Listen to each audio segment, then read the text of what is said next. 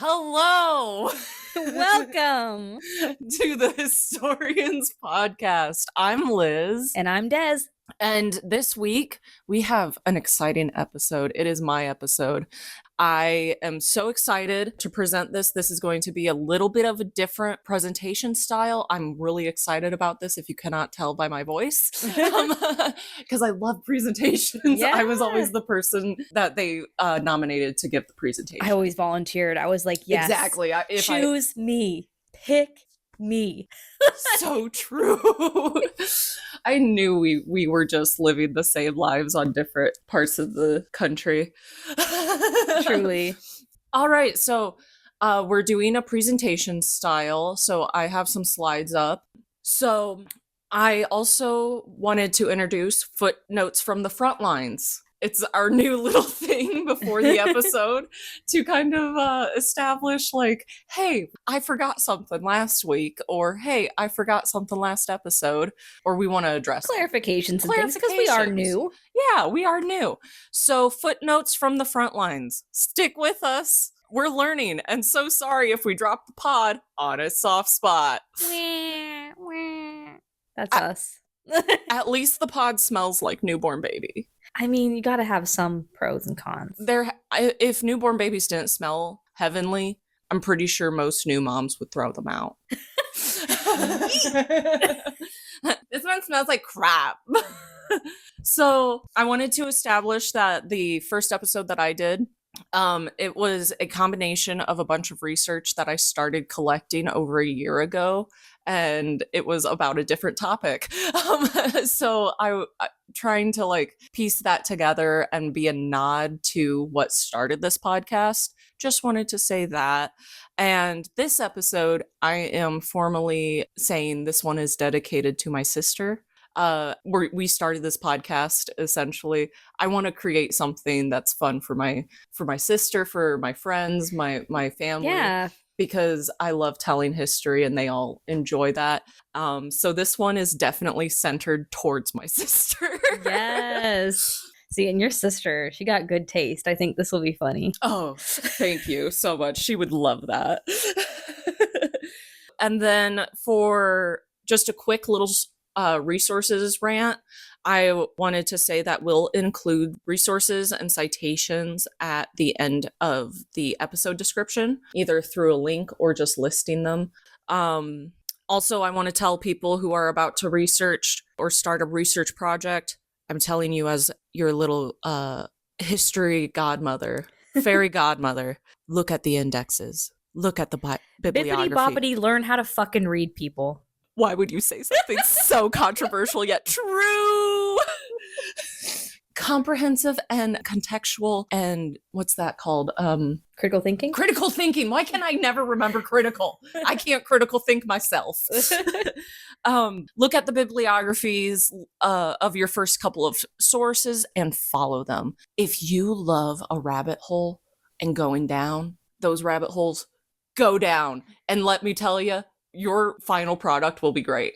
Yeah, honestly, a lot of the sources that I get through like interlibrary loan or online that are books, the first thing I do is I go right to the back of the book and I look at what their sources were for two reasons. It helps me figure out if they're a reliable source, but also it gives me a jumping off point where, oh, I didn't know that source existed. Yeah. Now I can look for that source and or follow while you're reading and you see, oh, I never knew this information about this topic. Usually there's a footnote following it, and truly follow the footnote. It is like a breadcrumb. Follow those footnotes, follow that rabbit hole. Yeah. All right. So episode 3. I gave you a prompt to look up, and that prompt was, What happened to the Licensing Act in 1695? Well, so before we get to 1695, the Licensing Act was the Licensing Act of 1662, and this occurred in England. The monarchy was reestablished following the English Civil War, and printing presses and things like that were kind of a little bit free reign where they didn't really enjoy what people were putting out. So It was a new regime, so the new regime kind of needed to They did control not- the presses. yeah, they did not like what they were saying. They wanted more control because if you think about it, printing presses influence political and religious discourse. Mm-hmm. Because of this, they didn't want people mentioning anything against the Church of England, the monarchy, that would be a little bit, unsavory. Mm-hmm. So they mandated that all printing materials would be required to have a license to approve the publications, which means they'd have to essentially be censored by a third party. Mm-hmm. And in 1695, there was a lapse in this law due to difficulty in enforcement and supposedly monopolistic implications. Mm-hmm. So I'm very excited. Now, I will say that Google has no idea what's going on with this topic. I had to condense down sources of like, oh, okay, because they don't agree on the years. They don't agree. It's very spotty. It lapsed a couple of times. It was renewed once or twice, I think. But it was, that's the thing that I think that a lot of people also enacting laws and regulations, how are you going to enforce it? Yeah.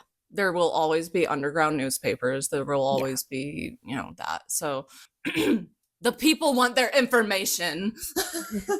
Information to the people. All right. Yeah, that's great. Thank you. So episode 3, first slide.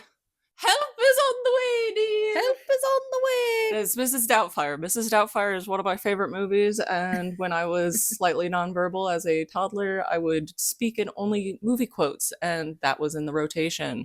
That's a boss one to have in rotation. Oh, fully. You ever wonder why I'm such a cool-ass person? I can just It's because I quoted Princess Bride, Mrs. Doubtfire, and Oh Brother Where Art Thou. I can see little 4-year-old Liz going around being like, Eugenia Doubtfire. With a little pixie cut. Yeah. No clothes. I ran around in like tidy whities, essentially. Just screaming random lines. Inconceivable.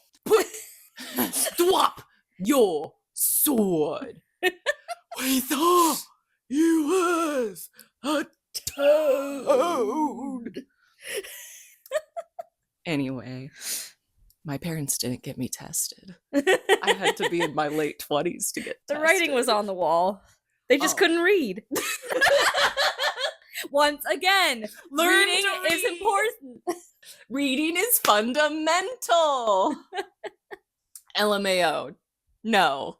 JK, there's no help on the way. Oh dear. So this week's topic is all about the scandal of Lord Cornbury. Oh my gosh. I'm so sorry to interrupt. I just want to say, for those of you who are listening and not watching on our YouTube, I am staring at the most pompous yet dapper looking man in a wig. His wig has pigtails, but only at the very end. Oh my gosh. And the last name Cornbury. Lord Cornbury. She's serving corruption, boo-boo. Oh. Is this a story of corruption or marred by oppositional political propaganda? Lord Cornbury, pussy poppin' or political fodder? Oh my gosh. I mean, according to the portrait, I would definitely go with pussy poppin'. He was popping that puss. Yeah. Hoomst. Lord Cornbury was born in 1661, and his name is Edward Hyde, Viscount Cornbury, Royal Governor of the English colonies of New York and New Jersey. They added that one on. It was very early in the colonies. Ask any New Yorker. Quick question though, since you're from more of the East Coast, have you ever heard of Lord Cornbury? No, I haven't. I can't say that I have. I mean, granted, I'm more, a little bit more farther west than like the New York, New Jersey area, but Doesn't ring any bells. I Cornbury sounds like he should be like in the Midwest. We are corn fed here. Yeah. But no, I just assume that anyone who grew up in one of the original like 13 colonies states. We got these people on speed dial. I'm like, oh, you want to talk to the Viscount Cornbury? Boop, Honey, boop, give boop. me a second. Like, Boop, boop, boop. Hopefully he's not at brunch. we're FaceTiming on the toilet. Alrighty. So, Lord Cornbury was the cousin of Queen Mary and Queen Anne.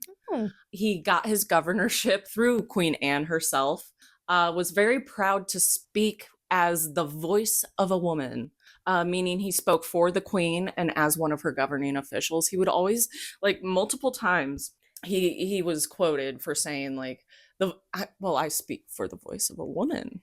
I don't know if he is he saying that in a way where no, it's he's like... not. He's literally not. okay. In the day, I'm putting some puss into it, but in the day, he would have said, like, if an opposition was like, "Why are you making this decision?" He'd say, "I am speaking with the voice of a woman, and that is the queen herself." Essentially. So it was more about her power than it was about her being like a woman who couldn't speak for herself. Like 100%. Okay. He is saying, I am speaking as if the queen is speaking right now. Okay. He's clout chasing the queen. Fully. Okay. He overused this reasoning that may have contributed to his later scandalous rumored proclivities. Or like led to it. I have a very fun thought. Okay. Chain thought. Yeah. Theory. Aside, I want to touch on the royal situation at this time. So this story does take place in the colonies, but it's the English colonies. Yeah. So what was happening in England at this time during Cornbury's life was that King James II and 7th, same man. The hell? He had 2 daughters, Mary and Anne. Mary II was married to William of Orange. And can we take a moment as people who got their degrees in Ireland to take a moment to boo William of Orange? Boo! You stink! Get out of here! Get your limey hands! How many times are we gonna have to teach you this lesson, old man? So, Mary died and William took over. And he reigned from 1689 to 1702. Anne of Great Britain and Prince George of Denmark took over after William. Whomst continued. Being the cousin of Queen Anne helped Lord Cornbury get him his job. He's a Nepo baby through and through. Vibes. I honestly look like that of Queen Anne, that photo of Queen Anne. No, you don't. Not photo, that picture. Girl, that's me after I've had one piece of cake. That's me thinking about the cake. So his aunt was Lady Anne Hyde, and she was the wife of James II and mother of Mary and Anne. So he was like their little cousin, essentially. He does have a military background. He went to Oxford for a little while and then joined the military. And he was appointed lieutenant colonel of the Royal Regiment of Dragoons. Outlander. Knock, knock, knock. Outlander I don't want to calling. talk about dragoons. I know. Jack Randall who? Shut up. Yeah, Stop. Get out of here. Take you. Tobias Take you Menzies, and your though. little ponytail. Oh. With the one and curl. sashay away. Sashay away with your one little spiral curl. Yeah. We're a little jaded about the Regiment of Dragoons. Yes. No, we're totally not actively watching Outlander. Totally not. No, why would we do that? So yeah, that's what Queen Anne looked like. I can see the family resemblance. They're both kind of stuck up. Their nose looks very similar. Exactly the same. And kind of their eyes too. Yeah. So also, a little background, Glorious Revolution. You kind of touched upon it. Mm-hmm. So the Revolution of 1688. The Revolution of 1688 was the deposition of James II. He was Catholic. November 1688. He was replaced by his daughter Mary and her husband William of Orange, who were Protestants. Prominent notables sent a letter to William of Orange requesting him to intervene in politics and bring Protestant influence to the monarchy. William was the nephew of James. He had an eye on the throne, and because of that, he married his fucking cousin to have better When in odds. Rome, do as the Romans. When in Rome, go for the throne and marry your cousin. Yep. To have better odds at reigning. It was a quote-unquote bloodless overthrow to replace James with William of Orange. It was caused by English political fear of like Catholic absolutionism. And so that has always been a thing in politics. They're always afraid of like the Catholics because the Catholics always listen to the Pope. So they're always afraid that Rome will actually control whatever monarchy. Same with the United States. Yeah. With presidents, they're always like, no, the president has to be the figurehead. He can't be beholden to the Pope, JFK. James was Catholic, his policies were Catholic, and his hair was And his hair was gross. And his hair was disgusting. James was Catholic, his policies were Catholic, and his heir was Catholic, James Francis Edward Stuart, Old Pretender by the Whigs, or the King over the Water by the Jacobites. So this is the father of Bonnie Prince Charlie. Oh my gosh. Yeah. Led to the birth of the Jacobite movement. So Cool. again, Outlander. We know a lot. Cool, We cool. know a lot about the Jacobite Real rebellion. respects real. We put a lot of time in those front lines. We were comforting soldiers. Mm-hmm. We know about the Jacobites. We let those Jacks bite. Yeah, the Jacobites could be their whole own episode, really. Truly. William and Mary took over. Mary was Protestant through her marriage to William. Boo! Established constitutional monarchy, which is okay. Standard. I'll give you that little nod. Yeah.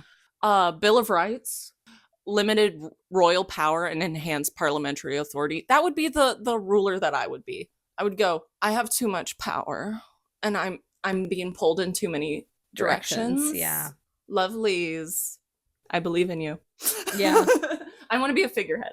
Yeah. Good to delegate. Yeah. It morphed the political governing power from the British monarchy to be more in the hands of Parliament. Lord Cornbury's Dragoons were the first royalist unit to make contact with William, who was the invading forces, without engaging. Later, Cornbury switched loyalties to William's side only about 6 months later. And so that is why he got his governorship. I was going to say, he kind of saw where this was going, I think. Again, he saw the writing on the wall. Guys, look at walls. See if you can read that writing. Yeah. If there is a hand that has materialized out of nowhere and it's literally writing on a wall, babes, listen to it. Yeah. You don't have schizophrenia, I promise. Pick up what it's putting down. So back to Lord Cornbury. Governing is hard. Given governorship due to the loyalty he showed William and Mary during the Glorious Revolution. Started as 14th governor of New York, and in August 1703, Providence of New Jersey was added to his duties and titles as well. He was determined to establish the Church of England as the state-supported religion of the colonies. Think twice he didn't. Yeah. Hated finding out that funds had been sent to build a Presbyterian church in Jamaica on Long Island. He wanted things, but also when those things would be put like into fruition, he'd be kind of he'd be pissed. But also Presbyterians were very different than Protestants. Yeah. I mean, they same branch, different twigs. Yeah. He went into the governorship with debts and left with even more debt. He is suspected of lining his own pockets. So make that make sense. How do you embezzle and leave with less money? How do you con a whole colonial governorship as the literal queen's cousin and leave waving a $2 bill? like it was all that. Literally. And they're like, we're You're leaving because you embezzled. How are you literally only waving a $2 Yeah. bill? Where did all of that money go to? You're worse off now than you were. What did you do with it? So he misappropriated funds throughout his time as governor, gave thousands of acres throughout the state to nine of his closest buddies, and himself. He supposedly had a good relationship with the Five Nations. Interesting, considered he was That's taking the land. disputed. Yeah, I was gonna say that doesn't really. And the also, math ain't mathin'. Yeah, I'm taking this with a very What I would assume would have happened was that he thought he had a good relationship with them. See, and he couldn't understand what they were saying. And that's the thing. If I could, do a sabbatical and just dive into this subject, I would look into the comparisons between the British dispatches and what was being reported in the colonies for him, because in England, he was reported as being a good governor. Right. They got reports and they were like, he's doing okay. Well, because nobody wants to be like, oh yeah, the guy we sent over, he's doing a shit job over there. Nobody wants to admit that when it's a new venture. Especially if it's the Queen's cousin. Yeah, so he really wasn't there. I don't think there ever was a world where he wasn't going to get, that kind of good recommendation. But when it comes to the Five Nations, it's one of those things where he probably just thought that, oh, they haven't tried to kill us yet, so like we must be doing okay. Essentially, or like, oh, they haven't figured out that, they could come to the table and counter a lot of these things. Well, a lot of times, too, they were written in such a way that wouldn't have been... It was very smarmy. It was very smarmy. I could go into... And also, heads up, listeners, I will probably have quite a few episodes talking on Native American affairs throughout history, because it is... I essentially minored in that, but it's something that's a topic that's very close and near and dear to my heart, and something that I'm passionate about is Indigenous voices being heard. Yeah. So his relationship with the Five Nations is disputed. The customary presents were neglected by him. Like, so if they arrived to his presence, he would just be like, like, oh, thanks, whatever.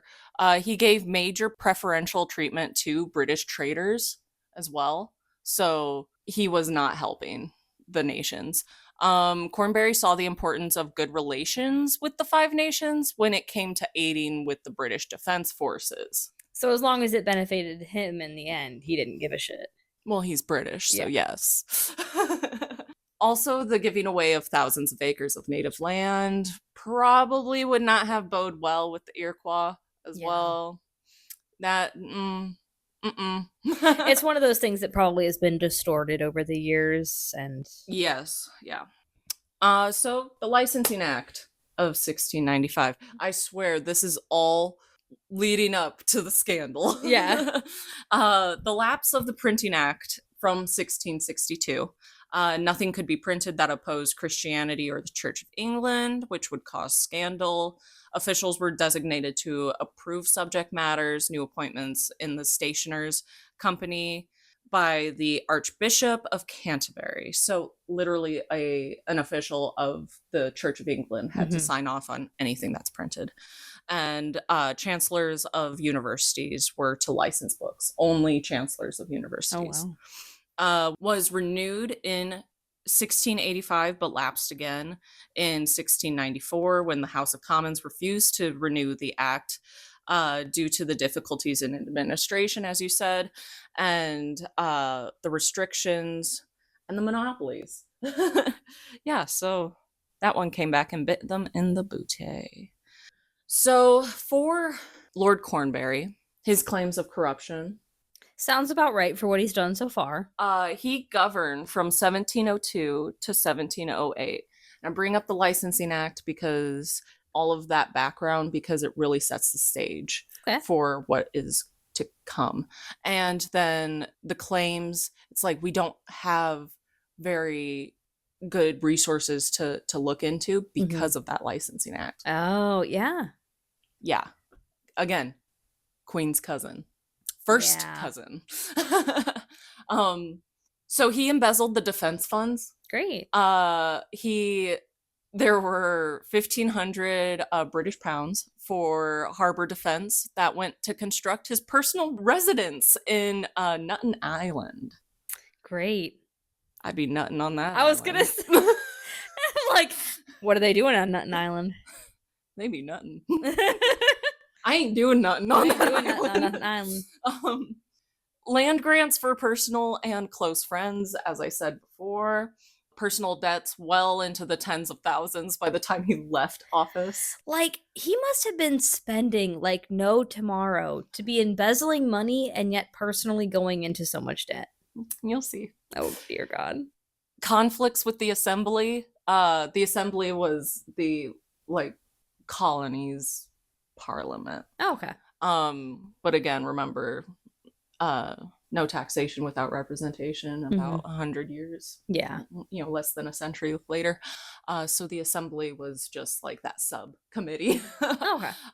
But they were the representatives of the colonies. Spoke for the royals as the royals and held his own and royal decrees higher than those of the locally elected assemblies. And so tensions were formed and grew due to the buildup of grievances from the locals. So essentially, he would keep on saying, "I'm speaking as the queen." Yeah, he's over there acting like Mr. Bossy Pants. Yeah, whatever I do, the queen has essentially signed off on it. Yeah, because I'm the queen's cousin. Yeah, whatever I want to do. Can you imagine how many people fucking hated this dude? Literally, I'm surprised he didn't disappear. Like in a duel or something, I feel like he would have died. But also, would you really want to? Dang it! Do that to the queen's cousin. Queen's fucking cousin. Yeah. This would be very frustrating for anybody dealing with him, I imagine. I think that his chambermaid needed to just push him down the stairs a little bit. Yeah. Just a little. Boop. Oh, I heard him trip. Just kidding, guys. Sorry. Accusations of him prosecuting Presbyterians through confiscating church properties and prosecuting ministers.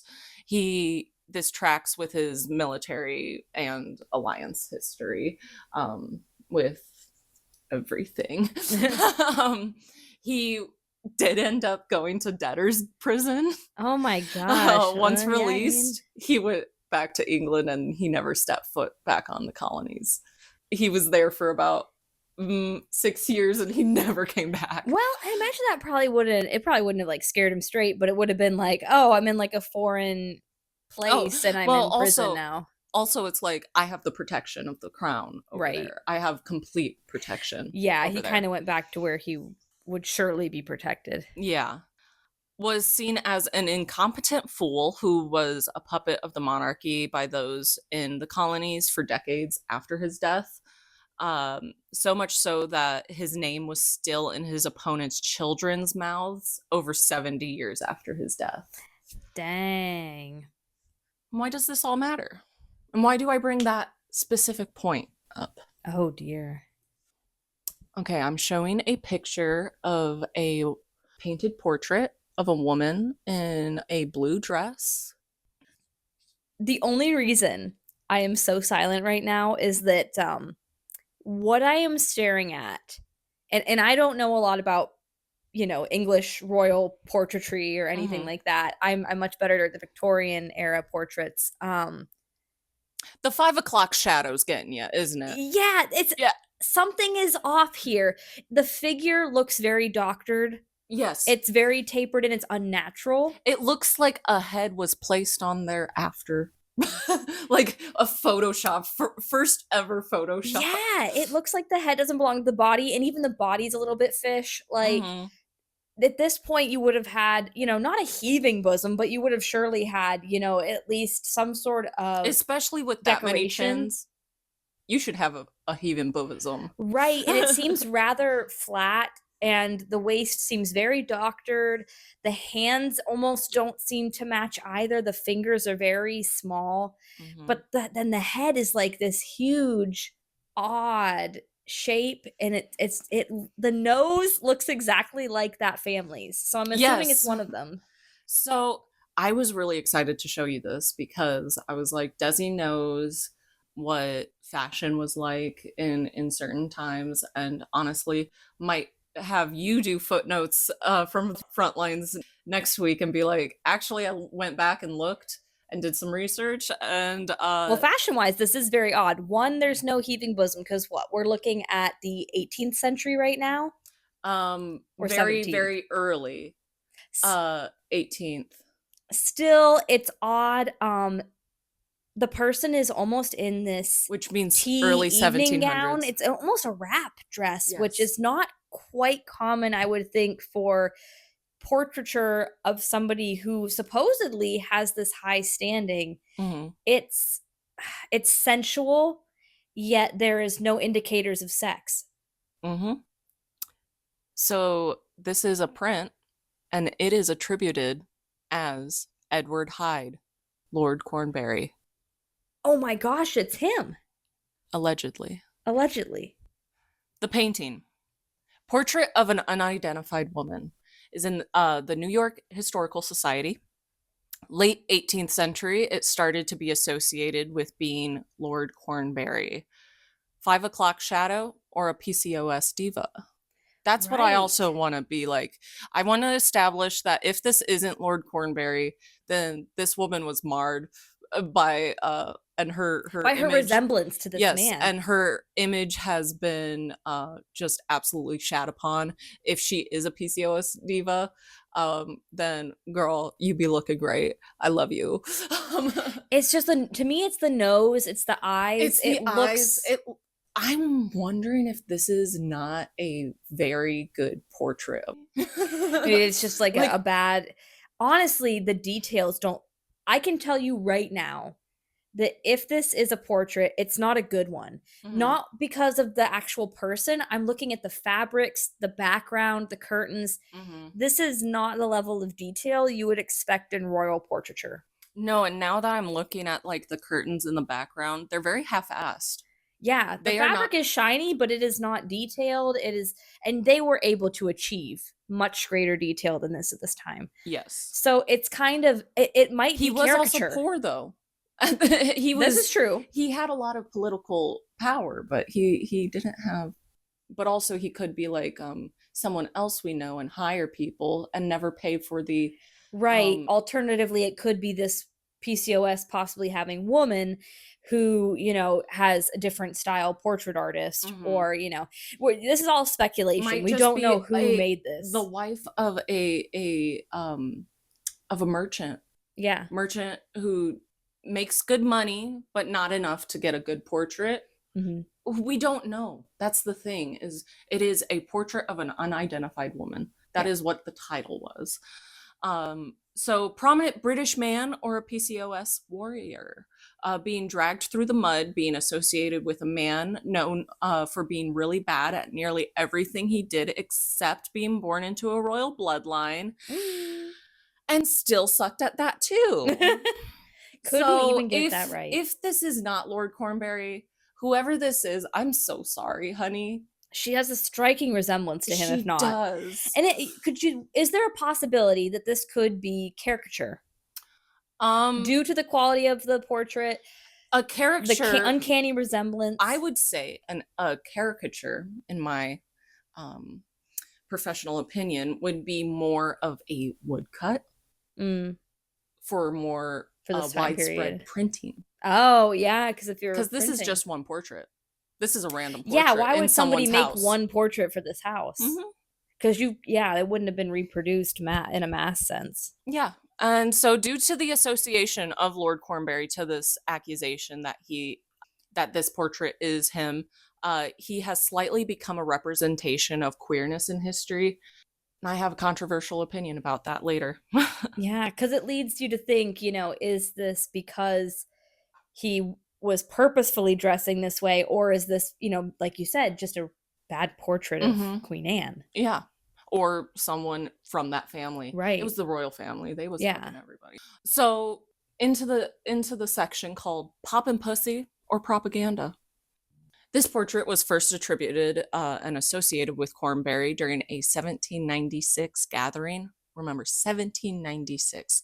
Cornbury, So quite a while after. I'm sure he's long gone by now. Cornbury died in the 1720s. Okay. So this is nearly 70 years later. Which is also strange because that period of time, a lot can happen. Yep. And a lot can be forgotten. So Horace Walpole, George James, quote unquote, Gilly Williams, and Sylvester Douglas, who was also had the title Lord Glenbervie. They were all renowned gossips.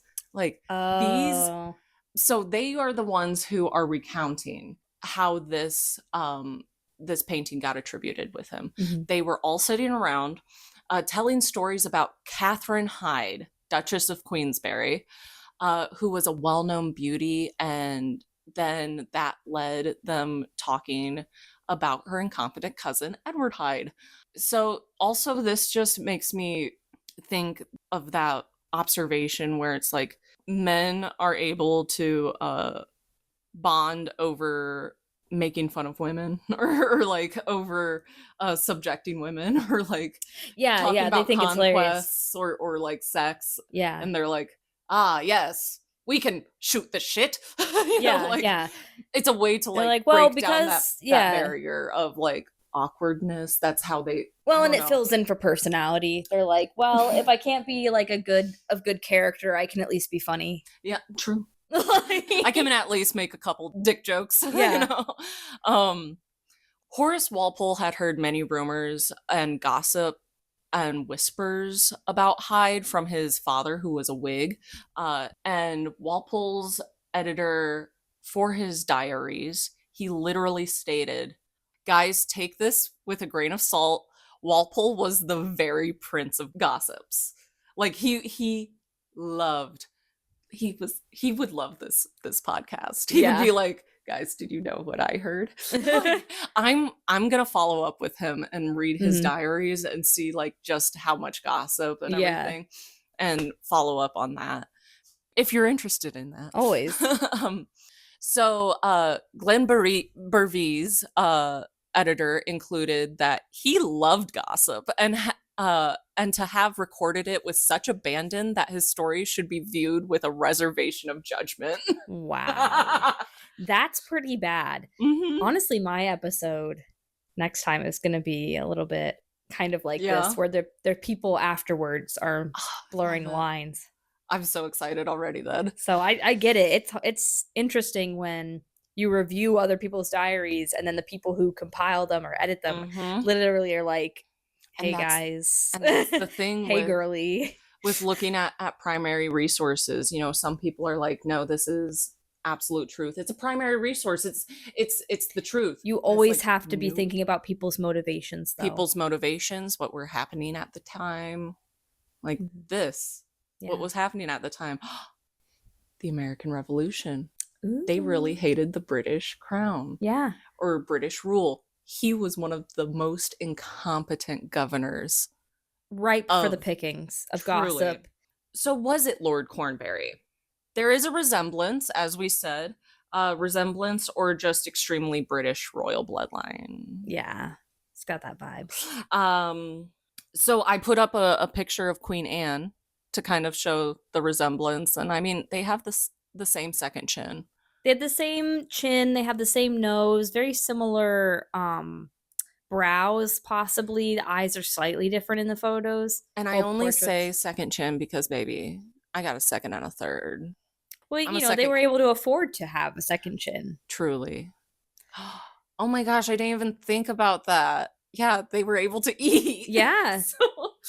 Yeah, I would have been so sexy back then. They would have been like, that bitch is rich. She's wealthy. She'd be overflowing in wealth and like a gorgeous dresses and bodices. Like, oh, thank you. Thanks. So, you know, it is possible that this could be a bad portrait of her. I mean, the painting style is odd. An apprentice or something. Someone who's working on. Because the painting style is odd, but I could see how, like, if you're wearing silks, that they tried to get the shine of the fabric. So I honestly now think that this could be a study of a new painter, you know, studying silks and maybe this was the face of somebody who they had started, and then they were like, well, I am done with that already. I did a different portrait of that person better. I want to do a study of silks. Oh, I already have a face done. I'm just gonna, build around it, because the face is very different skin wise as well from the neck. Yeah, they're two very, it's like the top of the painting is different than the bottom of the painting. But this was often the case when it came to painters, you would go back to previous works that either didn't sell or that were just for your personal practice, and you Canvas would was do a expensive. study. Yeah, canvas expensive, paint's expensive. You could go back and rework things, and if you wanted to try out working with silks and velvets and things, and you had a pre like made subject, you could go back over and try your hand at making a different fabric or just detail work. Yeah. And it could be weird shadowing or staining, or the lacquer is a little bit weird, making it look like the subject has a beard shadow. They needed some orange beard coverage from drag queens that were doing it in 2017. Do you remember that? Oh yeah, the color blocking with the orange. They would put a whole thing of orange over their 5 o'clock shadow, and it worked. And I'm like, color theory who? Color theory. Hair removal wasn't really at number one priority of many women's lives, like to-do lists. They had other things to deal with, It was colonial times. Yeah. They had farms. You couldn't just go get a Brazilian, it didn't work like that. You couldn't go down to your esthetician. Your esthetician? Your esthetician. I feel like her name would be Tracy. Yeah. Tracy can't help you here. Tracy cannot help you here, babes. She doesn't have a time traveling stone. The stones. The stones. Wow, we're really outlining it. We might have to watch some Outlander tonight. But if you all didn't know, Desi and I actually live in the same domicile. Yeah. So. We love it. And oh gosh, make it more convincing. I know, I'm so sorry. I was having a second thought. So my second thought was that it might just be two different things of lighting as well. It looks like the light is coming from the left side, but then on the face, it's like highlighted around the temples. Yes. It might just be two different sittings. It's the double chin is casting a shadow, possibly. I am now really wondering if somebody started a portrait of a face, the subject said, ew, I don't like my face looking like that. Well, the canvas is already being used. Yeah. So they were like, okay, I will do a different portrait. They finish that portrait, come back, the master apprentice, or or the apprentices, whatever, whoever is in charge of the painter, might have been like, hey, I kind of want to see you improve in silks. And then they built it around that. And humans are humans. If I saw a face of a client who really pissed me off and made me redo a portrait of him, damn right I'm putting him in a satin blue dress. Yeah. Yeah, because if you think about it, he was a bit pompous as far as like how he treated other people. What if he was getting his portrait, this is speculative, but what if he's getting his portrait done and he causes a fuss, and then you as this painter have this portrait of this guy who was extremely rude to you? I'm sorry, but I'd be like, okay, well, you're gonna look like a woman now, and like I would keep it in my study, like you wouldn't give it to him, but you would be like, ha, take this, asshole. Yeah, I'm gonna draw you like a girl. It's like going in the back after a customer was like, I want you to remake this. You go in the back with the plate, you stand there, and you start do not spit in customers' plates. You start saying, you motherfucker, I hate you, I hate you, I hate you, I hate you. Hey, Doug, when you remake this plate, can you really put bad vibes into it? Yeah. Like, hey, Doug, she called me a bitch. So, yeah. And Doug, who is your line cook, is your ride or die. And let me tell you, he's going to put 20 years of active addiction hatred into that plate. He's in recovery, but he's A-okay, and he ride or dies for you. Yep. You're 16-year-old waitress. Yeah, I was going to say, and the waitress is like under 18. Yeah. No, I don't have personal experience in that. So going back, Lord Cornbury himself was an advocate of providing actionable proof of claims when he was an acting governor. Many issues that were brought to his attention, he demanded an oath of honesty and credible proof before acting on anything, which honestly work. That just sounds like good practice. Exactly. So this accusation and situation in general would be an absolute insult to him, like personally. Yeah. If he was alive. Yeah, I don't think this is something that he purposefully had done. I mean, there's always that grain of sand possibility Mhm. that he could have commissioned this for himself, and then that's why there's only one of them. Mhm. But we can't put words in his mouth. Exactly. It was this first accusation literally happened 70 years after his death, with a foundation of being started by 3 renowned societal gossips at the time. Which just doesn't make it credible. Yeah.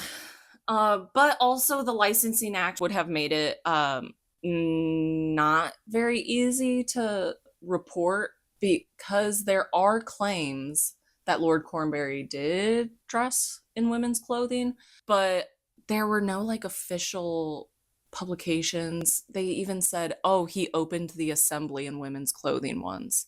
It's like, as if that wouldn't make the papers. Right. As if that wouldn't make an underground paper. Yeah. Or more people's diaries, more people's ledgers. Mm-hmm. He opened the assembly, the colonial assembly. Yeah, no. It seems a little or bit the state assembly. far-fetched. And there were no reports from common folk. Usually, that's the thing. It's like, if the common folk didn't know about like an open secret, essentially, it's like, oh, either the secret is being kept very well, or it did not happen in public. Right. It did not happen in public. This assembly thing did not happen then, probably. Yeah. They did come from political opponents during a time of contempt towards the British government. It is during the time of the American Revolution, pre, during, and post. Mm-hmm. Back to his own words that might have worked against him. Him saying, I speak with the words of a woman, essentially. I think that, so, I don't know about you, but there are a lot of family stories in my family. And each generation, it gets kind of even more outrageous. And so you hear something from your grandparent, your parent, and all of a sudden you have your artistic spin on it a little bit. And I do that as well. Yeah, but everybody, enhances their stories. Yeah, and it's, yeah.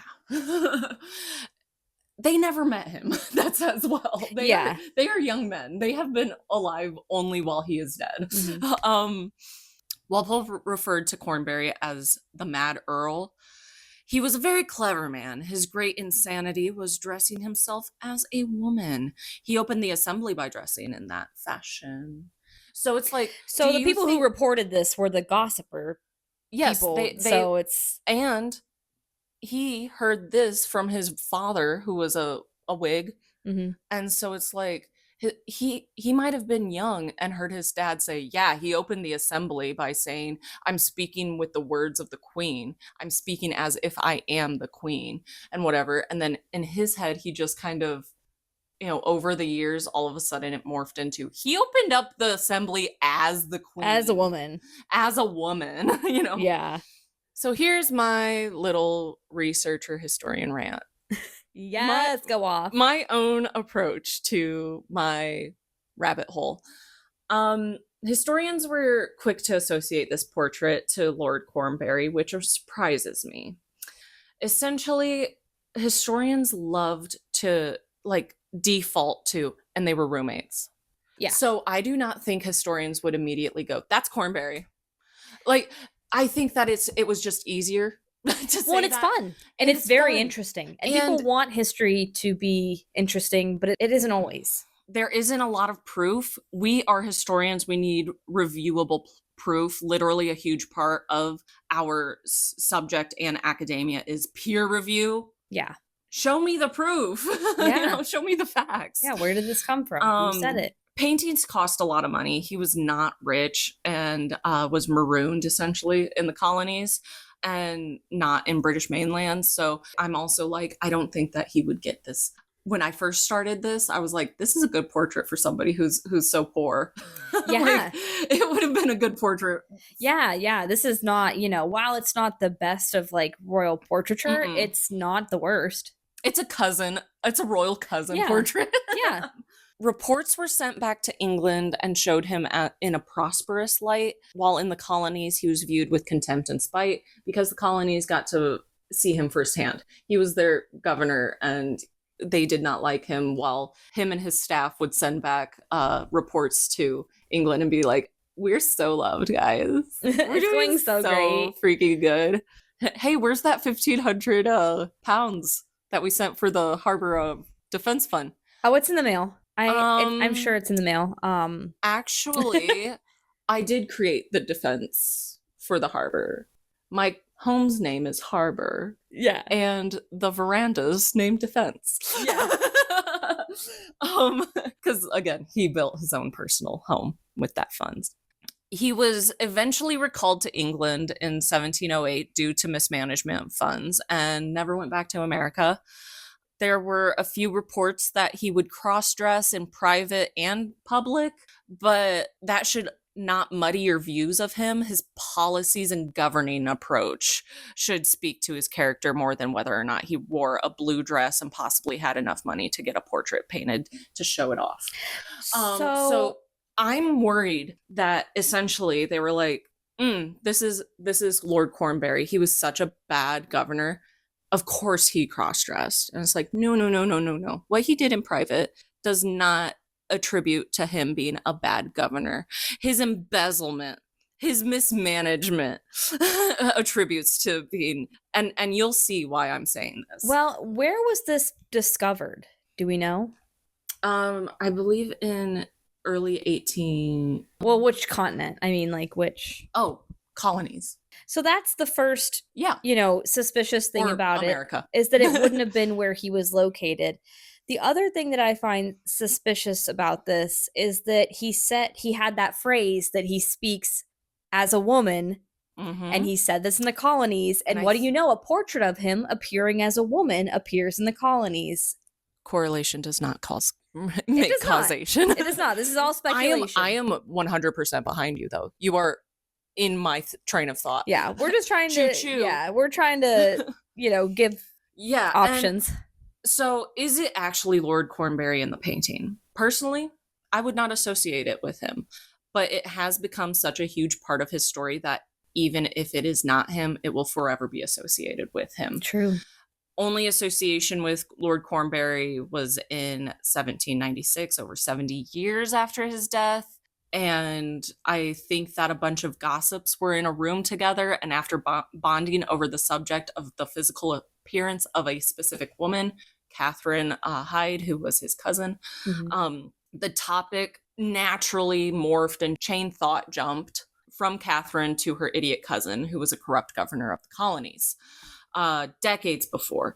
I don't know, in a group of people, you kind of want to tell outrageous stories.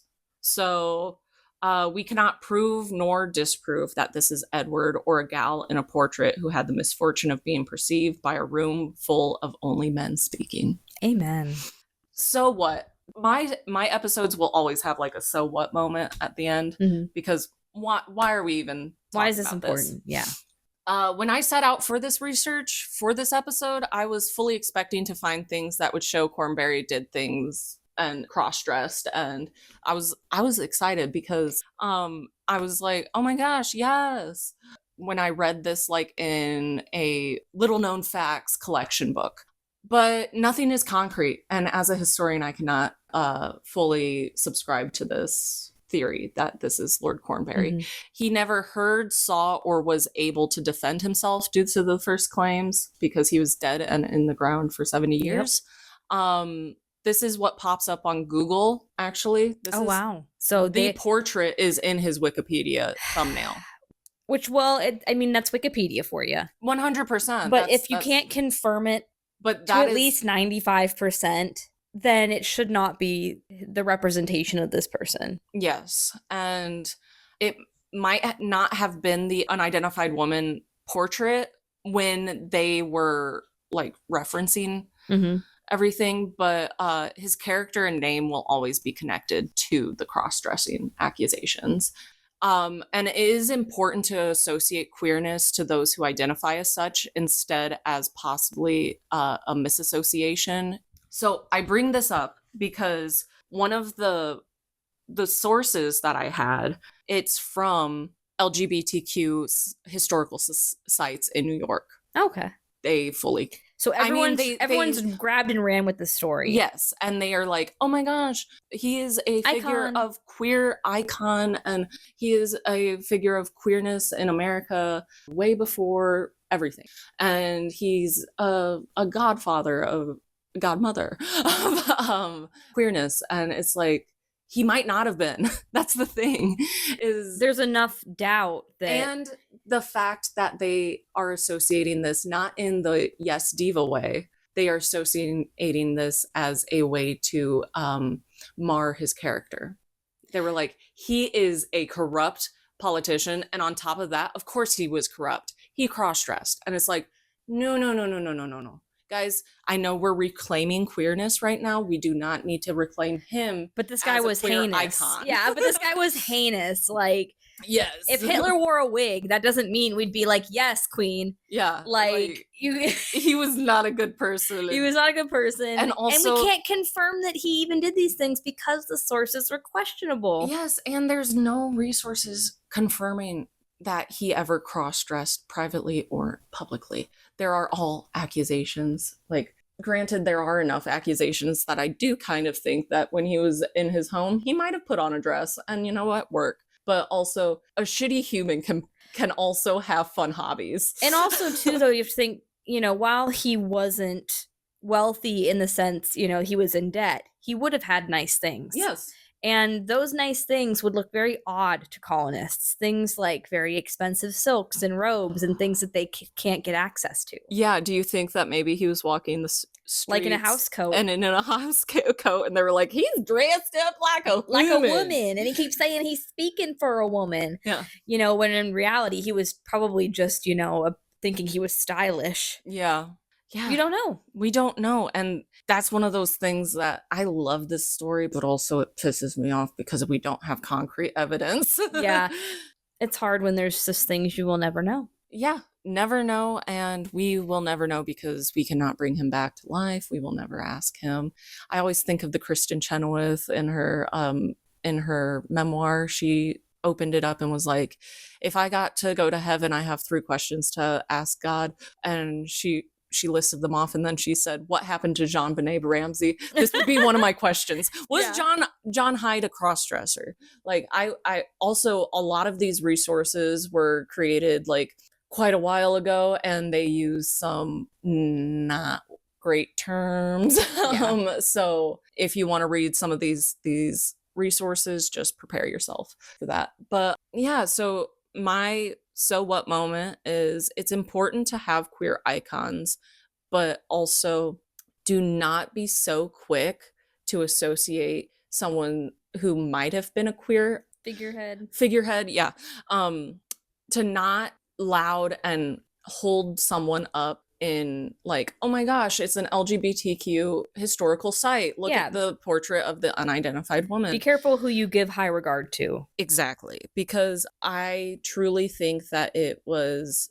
started as a way to demean him, to demean his character, like an association of course he was a bad governor.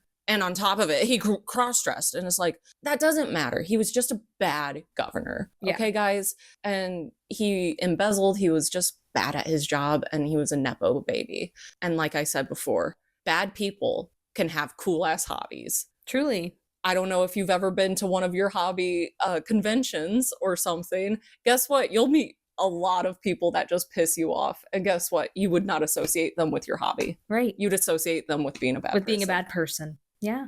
So thank you so much for coming along with me on this episode. This was so fun. I love this. I love that, looking at the art itself, that we get a chance to see historically and break down what this portrait was about. I hope that in my next episode, when I do footnotes from the front lines, that I'll have maybe a tidbit about, when I would place this portrait time-wise. Yeah, I would love, and I don't want to give you like extra homework or anything, but I would love to hear like, okay, I'm surprised that they had this because actually during this time, narrow it down to a couple decades.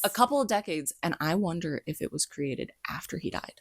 It's possible that it could be. It honestly, from first glances, I would say it might be, but also I would have to take a look at things. Yeah. Art history is one of my specialties, but I tend to look at portraits a little bit later. Yep. So I'd have to dive back into some of my textbooks and see. And if we kind of come to the conclusion that it was painted after he died, then I would say personally, granted, like I said, this painting will always be associated with him. Yeah. There is a family resemblance. Surely, yeah. But also, he was part of the royal family. They were everywhere. And if this painting was painted after he died, so he couldn't even stand for the subject, I would probably say, in my personal opinion, the painting's not him. Right. It might have been like a jab at him. Right. But it wasn't a painting of pride for him. Right. Because that's the thing that a lot of people are like, no, he was proud that he cross-dressed. And it's like, how do you know that, though? Exactly. He did not say they see the painting and they think, oh, that he was proud of this. Okay. If you want to get a painting of yourself cross-dressing, where are you keeping it? In a room in your house where nobody but you will see it at this point in history. I wouldn't say you're proud of it. It's more so you would get probably some sort of gender affirming euphoria from it. Yes. But I don't think it's something you would be wanting to show to everybody. No, and this painting, so it showed up at this gathering. So it was in someone else's house or like in a governor's house or something. Yeah. Or a politician's house. So this painting had, as it tends to be with artists, once they pass, their paintings go everywhere and nobody really keeps the card, the title card. Yeah. No one keeps it together. And yeah. Thank you so much for going on this journey with us. We appreciate it. Next is Desi's topic, or next episode is Desi's topic. And I hope that you join us again. And thank you. Hey guys, just go make a difference. Be good people. And don't be a bad governor this week. But still pop your pussy. You can do both. I believe in you. Love the Hystorians. Hystorians. Hystorians.